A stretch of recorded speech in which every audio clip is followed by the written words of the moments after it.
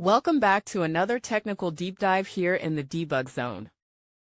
Today we're tackling a big question and breaking it down with insights from other users. Hopefully this clears up some misconceptions and helps you get the answer you need. So buckle up, stay a little curious, and let's jump right in.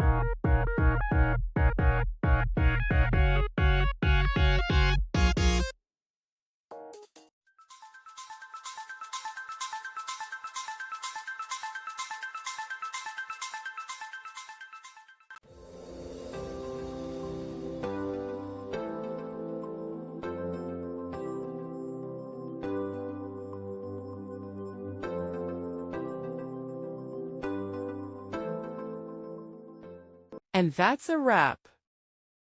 I hope you found the answer you were looking for. If you did, take a second to hit that subscribe button. It really helps out. And let me know in the comments which solution worked best for you. See you next time in the Debug Zone.